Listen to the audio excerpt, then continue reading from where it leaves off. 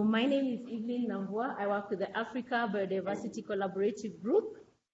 ABCG is a consortium of 7 organizations that you can see them on the screen. AWF, which is our current host, is one of the member organizations. Conservation International, Jane Goodall Institute, the Nature Conservancy, Wildlife Conservation Society, World Resources Institute, and WWF. These are the consortium members. So jointly, we tackle collaborative issues together in order to enhance the understanding of critical biodiversity issues. And together, we know that by bringing the expertise of various members together, then we can be able to enhance our impact on the ground. So currently, ABCG tackles 5 conservation issues. We are working on land use management, global change impacts on biodiversity, which is looking at community adaptations to climate change. Sorry guys, I know those online are not able to follow the presentations, but we are sorting out that right now. I think you should be able to see them and follow. A good thing is just the intro, but by the time we are getting to the meat of today, everything will be running smoothly. So I had reached the point of discussing our thematic areas. So I'd mentioned that you're working on land use management, global change impacts on biodiversity, looking at the effects of climate change on communities and how that is affecting biodiversity, working on community-based forest management, global health linkages to conservation. Under this, we have 2 areas, population health and environment, freshwater sanitation and hygiene, and their linkages on health and biodiversity conservation and gender integration. So we do organize speaker series in order to highlight conservation issues in Africa, like the one we're going to talk about today, promote best practices and tools and success stories in conservation, raise awareness of the BCG and coalitions activities, as well as partner activities and their work. And lastly, to be able to convene together a community of practice for conservation actors, to be able to come together and exchange and learn from each other and share knowledge. So that's the purpose of our convening of this kind of talks. And lastly, you can be able to follow us on our social media channels to support our work and the coalition's work and all our members' activities work. We have our director based at AWF Washington and myself, who's based here at AWF Nairobi. So with those few introduction remarks, I wish to now invite Philip to welcome the presenters of today.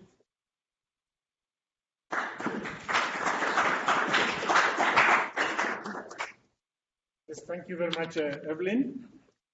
My name is Philip Muruthi. I'm Vice President for Species Protection at African Wildlife Foundation. Our online participants, welcome. Today, we are going to listen to 2 speakers, one an ecologist, Mr. Kenneth Kimitei, and one a forester economist, Mr. George Okwaro. Imagine a landscape that is transboundary, that has a large elephant population, close to 13,000. That has at its core Tsavo National Parks, that is Tsavo East and Tsavo West, adjoining to Mkomazi, but National Park in Tanzania. But that also has community lands that provide essential dispersal areas, has mountains and forests that are not necessarily protected. How do you make those landscapes, such landscapes, functional? And how do you make sure that the large elephant population is sustained, the people remain happy, that their livelihoods are improved, and that this wildlife contributes in the long term to the sustainable livelihoods and sustainable economies of those 2 countries, Kenya and Tanzania? These 2 gentlemen who work under the AWF landscape program in Tsavo-Mkomazi are a good example. One, bringing together ecological knowledge that is data-driven and looking at human needs and working as a team to make sure that livelihoods are improved, the wildlife remains healthy, and in the long term, both people and wildlife are happy. I now am happy to welcome Kenneth, who has more than 13 years of conservation work. And as I said, he's an ecologist. The rest he will tell us. He will then be followed by George Okwaro, who has 10 years of experience working with forests and now applying immersed in economics of conservation to see how a community he's working with particularly can sustain wildlife, not just because they like it, but because the wildlife too contributes to their livelihoods. Thank you very much. Kenneth.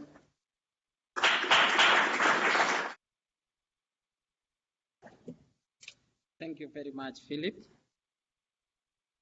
Welcome our listeners to this presentation. And today we will show you how we engage the local communities in sustaining the large population of elephants in Tsavo-Mkomazi landscape. But before I go there, I take this opportunity to thank all the AWF donors and partners for helping us move in this journey of sustaining the large populations, especially by engaging the local communities.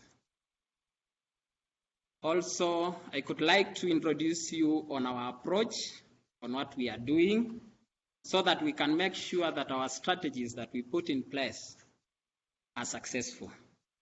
Of course, we start with planning to make sure that we bring on board all the issues, all the threats, all the opportunities, all the weaknesses, and even the strengths, so that we can make sure that we have proper strategies in place to make sure that what we do add value to conservation. And apart from that, we engage the protected area authorities by supporting them so that they can work and make sure that they execute the mandate they are entitled. Also, we target species protection programs and also target human-wildlife conflict mitigations measures and also conservation enterprise.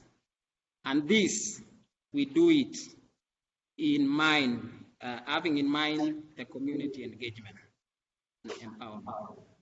So let me introduce you now to the Tsavo-Mkomazi landscape. This is a transboundary landscape, which is semi-arid, and it traverses or it stretches from the Kenyan to the Tanzanian side. That is on the southeastern part of Kenya and the northwest part of Tanzania. As Philip said, we have protected areas in this landscape. And the landscape covers about 60,000 square kilometers, which it is very rich in wildlife species because of the diverse vegetation types, which range from the grasslands to the bushlands and also to the forest on the mountain and the hilly sites in the landscape. Now, what about the elephant population? Tsavo-Mkomazi is known for the large elephant population.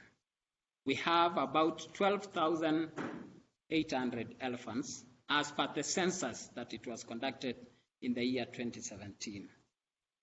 And as you see on the slide, if you see the population growth of elephants in Tsavo, you can see the population is increasing. If you see from 1989 to 2017, there is an increase in the population. But before that, in the early 1980s and 70s, the population of elephants was too much more than 50,000 in Tsavo. But because of poaching, the population declined to about 6,000. But because of the strategies that are put in place at the moment, by strengthening the anti-poaching operations, working together with all partners to make sure that all the poaching cases are mitigated, and also working with the communities, the population is now increasing. In fact, based on this data for 2017, if you compare 2017 and 2014, there was a growth of 4.9% per annum of the elephant population, which is much more than the population growth of elephants, which is about 4%. But again, if we see on the map on the other side, we can see the concentration of elephants. We see there is high concentration of elephants on the southern side of Tsavo East and some parts close to Tanzania, close to Mkomazi, close to Lake Chipe. The blue attribute you see on the map is Lake Chipe. The reason why the concentrations are like this is because the census was conducted during the dry season. And Tsavo is a semi-arid area. So during the dry season, elephants concentrate in areas with water, either natural water, which is sometimes very minimal in the landscape, but most of the water is supplemented in the landscape. Can we see the communities? Who are these communities that we are talking about in Tsavo? On the Kenyan side, we have different communities living around the protected areas with different economic activities. Like, for example, on the southwest part of, on the western part of Tsavo West and also Chulu, we have the Maasai, who are purely livestock keepers. We have the Tavetas on the west part of Tsavo West, and they are mostly crop farmers. On the northwest, to the north of Tsavo East and Tsavo West, we have the Kampas, who are mixed. They practice crop production and also livestock production, but in small-scale farming. The Orma on the northeast side, mostly they are pastoralists. The Wata community, sometimes they call them Wariangulo. Historically, they are hunters and gatherers. Yes, we can. In between Tsavo East and Tsavo West, yes, in between, it's okay. Mostly, yeah, it's clear. They are mixed farmers who engage themselves in crop production and also livestock keeping. If we go to the Tanzanian side, especially on the communities that surrounds Mkomazi, we have three major communities. That is the Chaka community. Purely they are crop producers. The Pare, they are mixed. They are, but in small scale, crop production and livestock production. We have the Maasai, who are purely pastoralists. The Shamba community, or Wasamba, as Tanzanians say, they are mainly crop producers, but with small-scale livestock production.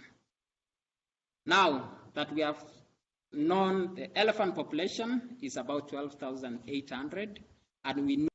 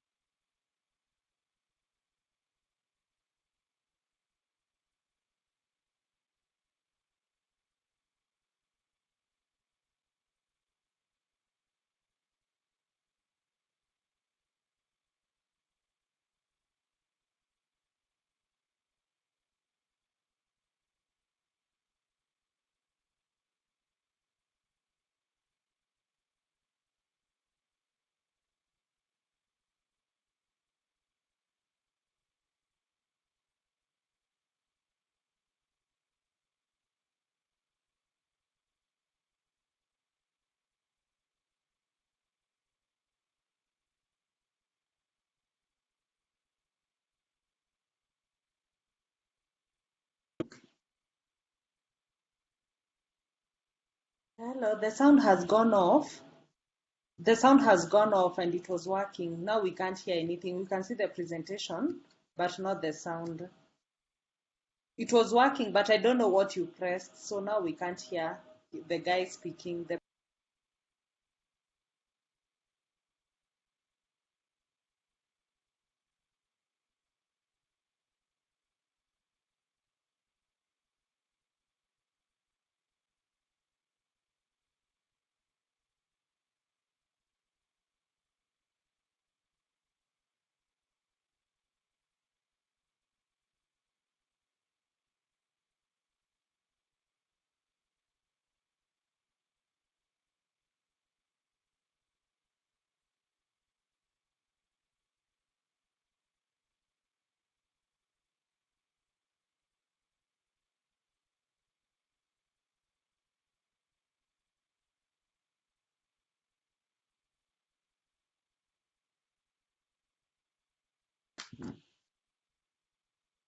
Which one was it? Hello? Yes, I'm saying we can't hear anything. We can see the presentation, but we... That is Tsavo East. Oh, now it's working. Yeah. And yeah, now I can one hear of the him. Yeah, that's fine. main infrastructure that is thank you. leading to a lot of challenges to elephant movement in Tsavo is the standard gauge railway. It was recently built, and in this, the design did not cater in for the wildlife movement, especially on the corridors and also on the dispersal routes. So elephants are channeled to underpasses within that SGR. But now the problem is the local communities are now again settling in those underpasses, which is now a challenge to elephant movement. As you know, Tsavo is semi-arid area, so water is an issue. I can't say drought, water is the problem. So again, another challenge is water. As we know, elephants need more than 200 liters a day for their survival. So water is another thing that we need to consider if we have to make sure that the population is growing. Now, what are the interventions that we are putting in place by engaging the local communities to make sure that this growing population of elephants is sustained? One is engaging the local communities in anti-poaching activities. How are we engaging the local communities through anti-poaching activities? One is by establishing scout units within critical areas. And we do not establish just scout units anywhere.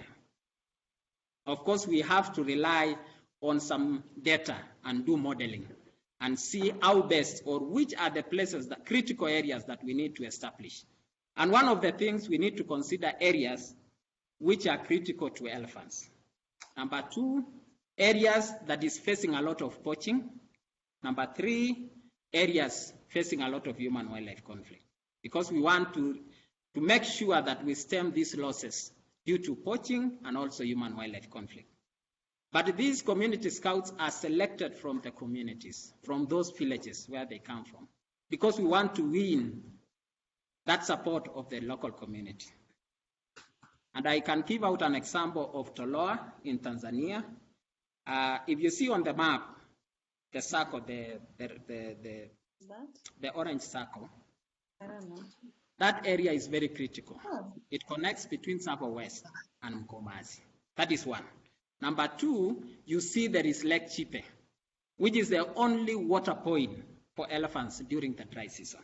And as you know, Tsavo, we usually stay for nine months or so without rains.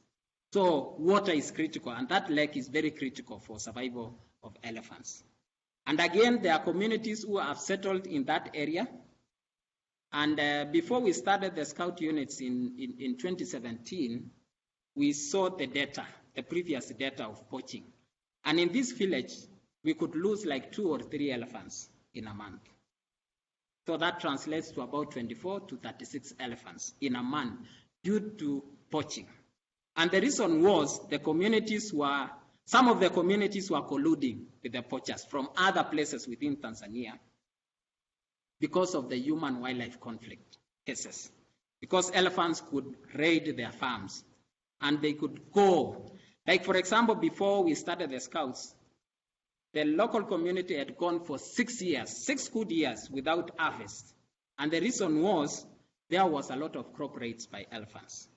But after introducing the Scouts in 2017, all the household could be able to harvest crops. And they were very happy because of the Scouts. But again, after training and equipping the Scouts to conduct patrols and all the operations and coordinate very well with Kenya Wildlife Service and also Mkomazi National Park, the poaching cases have gone down. Last year, we only had 3 cases, but not within the village, but in the neighboring villages.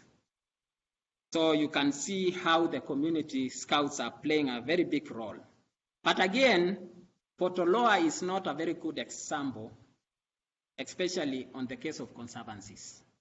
Because now, the community Scouts, as an entry point, we start as just a group. But later on, because if you see the population of elephants now in the village, it is now increasing. In 2017, there were about 20 resident elephants. In 2018, there were about 50. And now, as we talk, there are about 200 elephants within the village. So we need to think now on how we can tap this, either through establishment of a conservancy, that is for the Kenyan side, and or wildlife management area on the Tanzanian side. I think George will take us through how a conservancy model works. So I'll leave that for George to take us through how now conservancies can be used to tap benefits for the local communities. Another intervention is grassroots meetings, engaging the local communities in having meetings, discuss the issues that are arising, and also strategize on the best ways on how we can solve those issues. And through these, the communities will be part and parcel of making the discussions and decisions on wildlife conservation. And this is how we win them. Another thing is we realized that the landscape is vast. It is too huge. The landscape is about 60,000 square kilometers.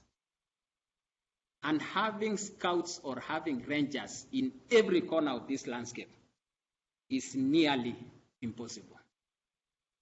But how can we help the communities tackle the issue of human-wildlife conflict? Is by engaging them, because they are the ones who are doing the farming within the villages. So we saw there is need for engaging them and making sure that they become the first responders to this human-wildlife conflict. How do we do it? We do it by identifying the hotspot areas, first by seeing all the human-wildlife conflict cases and model which are the areas that we need to do the trainings. And in these trainings, we engage them on how they can use simple methods to make sure that they deter away these elephants.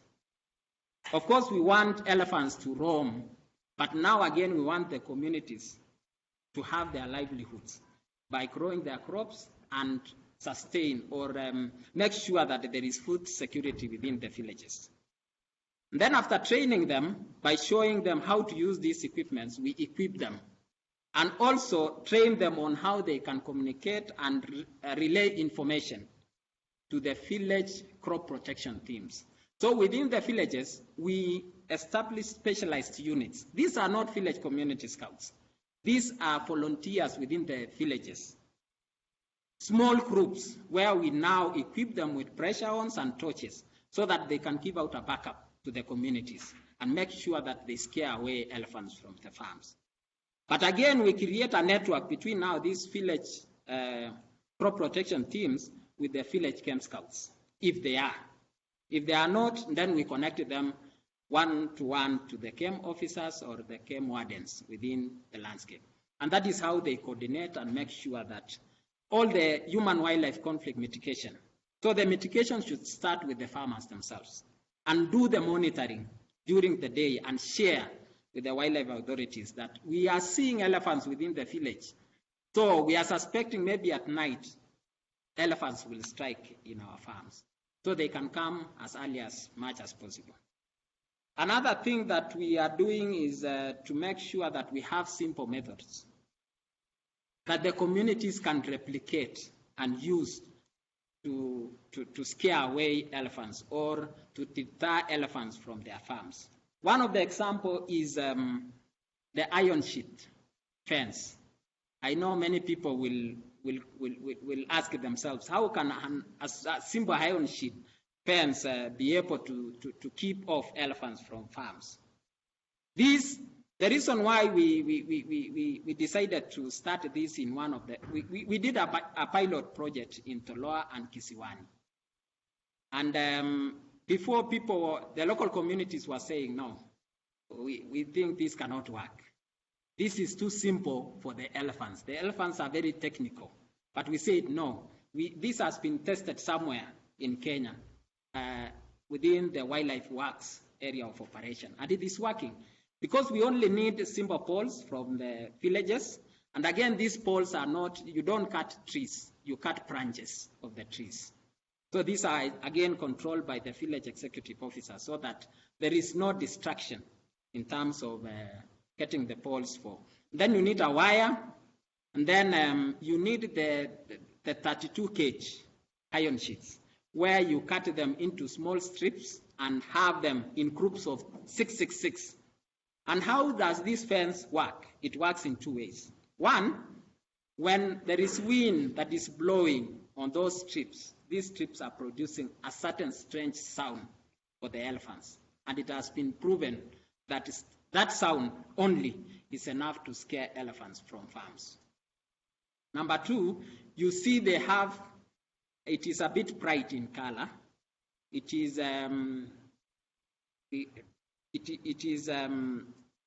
that color, that whiteness of the iron sheet reflects light. And when it is being blown by wind, it reflects some light. Even at night when there is moon, then you can see that light. And that light again is enough to scare the elephants away. We have seen this in Kisiwani, but now the problem is many of the farms are not in one place. So where you put this fence, elephants are directed to somewhere else and they get to other farms. And that is why we are calling for a land use plan so that we can have specific areas for crop production so that we can have these measures. But this has worked in Kisiwani and many farmers have harvested their crops. That is an experience that we got last year. Another thing is water. Water is an issue in this landscape. So we provide water not only to wildlife inside protected areas, but also wildlife outside protected areas, and this can be utilized by livestock. So water is another key element that we use to engage the local communities. They can get water for their livestock and also give out space for elephants who also go to those areas and also get water. Another thing, and I think this is the last intervention before I give George, this is land use planning. As I said before, one of our projects is planning. We need to plan before everything.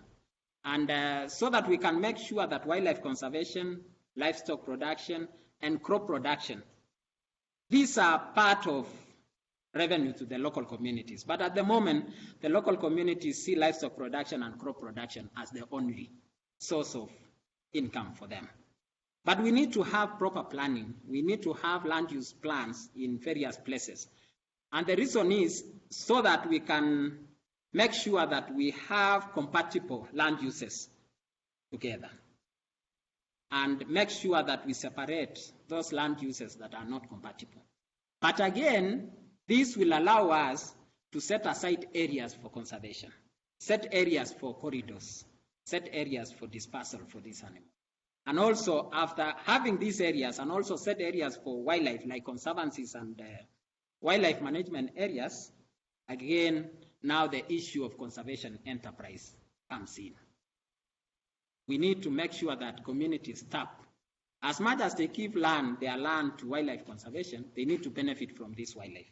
And I think George will take us through that to show us how the local communities have been engaged in Tsavo to make sure that they appreciate wildlife conservation. Thank you very much. Karibu, George.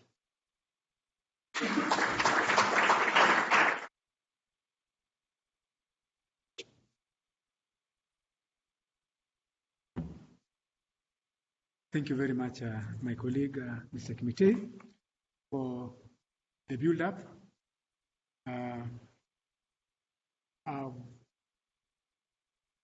Fellow conservation congregants, ladies and gentlemen, good afternoon, good evening. Yeah, it's almost 4.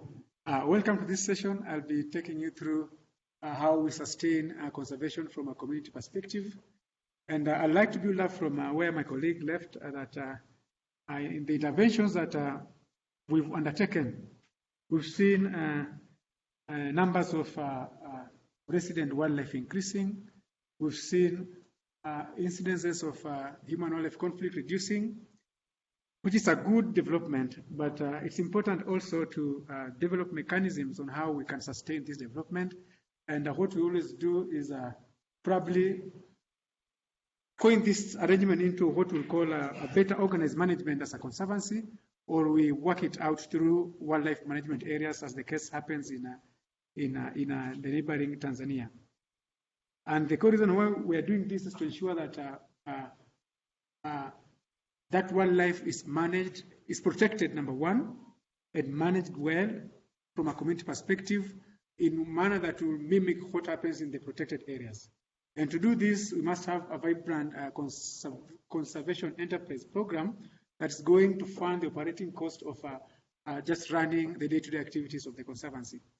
And AWF and other conservation players, for some time now, they have tried to approach this conservation enterprise as one way of reducing or minimizing threats to conservation. And at times, we try to code it in a way that addresses or rather minimizes the threats to conservation and trying to help us meet the conservation objective that we have at hand. For example, we have an avocado program that AWF ran in Tanzania, in Kilombero. And here we are working with a carbon project, a climate change related project. And one of the core conservation objective was how can we increase sequestration of carbon dioxide gas. And so using an approach like avocados will kind of encourage farmers to plant more avocados. As they sequester more carbon dioxide, they get a product out of it. They package the avocados nicely, they're able to access good markets, and they get a living out of it. We've had a program in DRC, in Moringa, Lupuri, Wamba, where locals were primarily agriculture producing communities, but they could not access markets for their products. As a result, they will fill the gaps by poaching game, what we call bushmeat, to fill in their budgetary deficits. And so we provided a marine vessel that will allow them, or rather help them to ferry their products from their production point up to the market in Kinshasa, where the prices were a bit good, and they will get good returns out of it to improve their livelihoods. We've had situations where our conservation objective will be to create more space for wildlife, like in Lumo. We organize the community, we partner 2-3 ranches.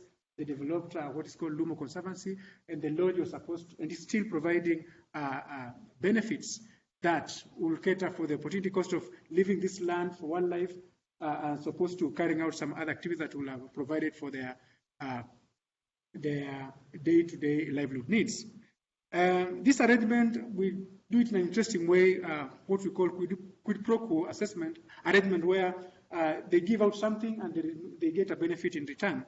We've had many situations where this has succeeded, but one of the things that I must point out strongly is that the success of this kind of arrangement is based on the model that, the management model that we'll adopt.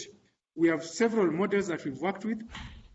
For example, we have a model that I'm calling Model 1 for purposes of this discussion, where the proprietor owns 100%, rather has the responsibility to manage the entire business component, or the lodge for that matter, and also manages the Conservancy day-to-day operations.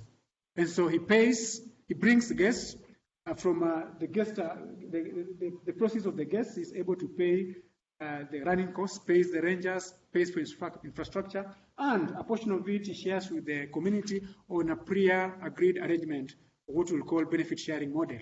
And model number 2 will be that it's a kind of a co-management arrangement where the community as the landowner will retain the responsibility to manage the land, to meet the cost of operation, to hire a manager, to hire rangers and any other staff that will be responsible for day-to-day operations, and pay them. And the proprietor now simply runs the facility.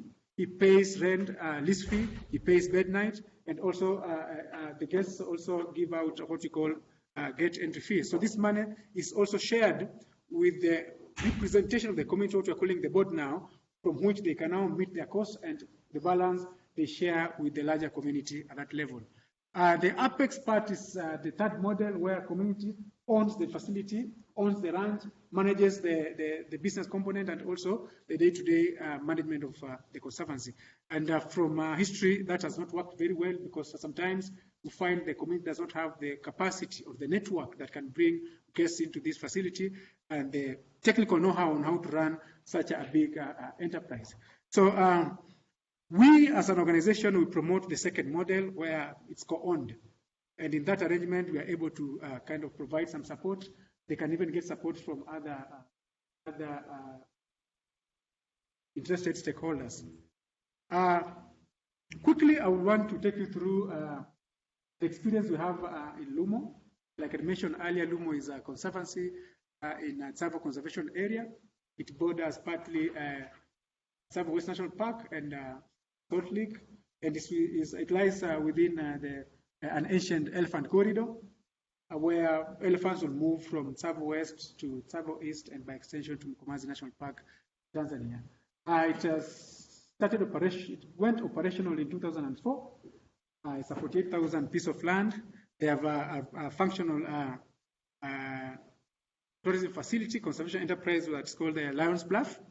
And we moved in 2 years ago. AWM actually participated in the initial stages of establishment of this conservancy, and also moved forward to give them support in the build-up of the conservation enterprise program, the Lions Bluff Lodge. And then we've been giving them distant kind of support in terms of management, but at some point, funds could not allow us to continue engaging them that closely. And as a result, they suffered through governance problems, and then things were getting out of order.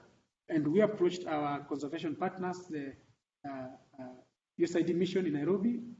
They were able to facilitate us with some funds to be able to try to reorganize the conservancy into profit ways. And so with that support, we were tasked to ensure that we improve the capacity of Lumo to protect wildlife, to manage the sanctuary, and to provide benefits to the larger community. We set foot on ground, that is 2017, and we were able to organize an inception and a planning meeting where we made it clear what we wanted to do with them. As an NGO, our work was to facilitate and build the capacity of the Conservancy to be able to run its affairs in a more professional way and generate more income that will be shared with the larger community. We did a capacity assessment quickly to understand what knowledge, skills, and attitude gaps that are missing, making it difficult for them to be able to achieve their objectives. And quickly, we were able to embark on a governance and management training sessions and a long journey, which we are able to actually take them through discerning the roles of the Secretariat and the board, defining clearly what the board is supposed to do at policy and that high decision-making level, and allowing the Secretariat to run the Conservancy day-to-day activities. With that separation of power, it was easy to move in quickly and develop a management plan that will allow for a clear land use plan with the designated enterprises built up together with the business plans to ensure that more income is generated to finance the operational costs and create even more money for sharing with the larger community. We are still at the final phase, part of the implementation, and we are actually plowing back lessons that we've learned to improve management and to reorganize the programming of the project. For over 18 months that we've been on the ground, we've been able to see, our interventions have been able to see an improvement in revenue collection. This includes gate fee, it includes bed nights, and the lease fee from the operator. When we stepped foot in, just on the verge of stepping foot in 2016, they were making about 6 million shillings, Kenya shillings for that matter. That's about $90,000 US. 1 year into operations, they were able to move that from 9 to 15. And then later on, the year that just ended a couple of months ago, 2018, they were able to make it a triple to 18 million Kenya shillings. And so we've seen that growth that has also had a multiplier effect into staffing.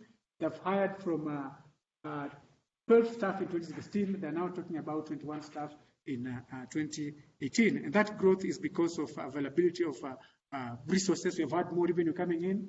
We've had to professionalize the management of the entire conservancy, bringing in a professional manager, a professional accountant, guest relations office, and a bit of marketing, and ensuring that the board is well constituted to provide that professional guidance to the secretariat. We've seen also money that has been shared in terms of revenue to the community. We've seen bursaries growing by 300%. We've seen them clearing backlog of debts that had incurred previously. We've seen community share growing by 200%. And then we've also established what we are calling community level fund that is a kind of it's a fund that has been established to support the community by providing money ready for borrowing to projects that are likely to spur up development at the community level. And that has really worked very well. We've seen, I think by the end of next month, the first team will be benefiting to a tune of about 300,000 shillings as a startup, and we're hoping to build up on that fund as we continue moving forward. We've seen also salaries of the workers improving. We've demonstrated them that with the local funds that they generate from this work that can be able to do part of their work, including the infrastructure development. We've seen them demonstrating to do a road, a 1.3 kilometer road at a cost of about 50,000 shillings, which was very mean, but it's working very well. And part of the money is going into the community social infrastructure. We are building tanks because water is a problem from my previous colleague mentioned. Water is a serious problem. We're building tanks through money that has been earnest from this enterprise. And the support to schools also is improving. We've seen the neighboring school receiving decks and stuff. And that is just a nutshell of the benefit that have been accruing from that enterprise. And quickly, just want to mention what we think, based on the experience we've learned from the work we've been doing, how can this conservation enterprise program work effectively? We think that it's important to make a business case from the beginning. When you're starting a conservancy, it's important to understand which angle you take in terms of business. And then that business component, you've done a business plan for the idea that you have, then it should be also integrated into the regional economic development framework, because we are looking at a situation where the county governments at that regional level should be able to pump in some money, do some budgetary allocation to finance this program, because we can demonstrate factually that the wildlife economy is able to produce a multiplier effect in terms of supporting other economic sectors at that local level. So if they sink in money, they're able to create more jobs at a given factorial as compared to just putting money in slightly not very constructive areas. It's important also in the initial stages, to develop a credible benefit sharing plan where all the players are happy, comfortable, and agree with that benefit plan, because at the end of the day, we are reducing instances of conflict. And when you have everyone on board working and seeing in the same direction, it's easy to make quick steps forward. It's important also to demonstrate transparency in revenue generation and expenditure. We encourage the conservancies to have what we call public disclosure of how much they're making, how they're making this money, and how they're spending this money. This works quickly in solidifying or trying to hold together the social fabric that will give support necessary for the success of conservancy work. It's important also to have strong partnerships and communication between conservancy and other protected areas, because most of the wildlife that the conservancy is using as a magnet to attract tourism or to support tourism process is shared between the protected area and the community land. So it's important to have that good working relationship to ensure that whenever they cross this side, no party feels like it's losing out. And that will really, that good cohesion will promote sharing of more than just the available resources to even just giving incentives to the community side to spur up development, and rather meet other costs, other activities that will have a bigger budgetary kind of constraint. Finally, it's important to have to build capacity on the leadership part of these conservancies, because most of the times the tenure of these boards is 1, 2 to 3 years, and so when they move out, it's important to have a clear structure on how the next board is coming, the incoming board is going to be inducted into the process, to understand what works, what does not work, how they need to conduct themselves, and just an understanding of the business of conservation. Because most of the times, those who get room to rather to serve in this capacity will be mostly retired civil servants. They are working in very different lines, and so they need to get an understanding of how conservation work is done. And so, having said that, we as AWF, we look at it in twofold, that we need to have a viable population of wildlife. That's our core business. We want to have seriously good numbers and condition of important question species. And at the same time, this should help, or rather should be able to spur up or to improve the socioeconomic development of the local community around. And if this happens, then we will not have incidences of human-wildlife conflict, we will not have incidences of poaching, and by so doing, we'll be able to meet our desired conservation goals.